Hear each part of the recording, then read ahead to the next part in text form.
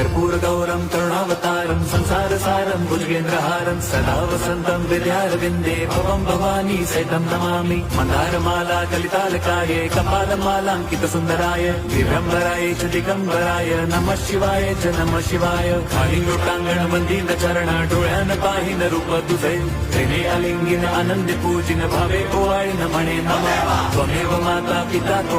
त्वमेव बंधुच सखा त्वमेव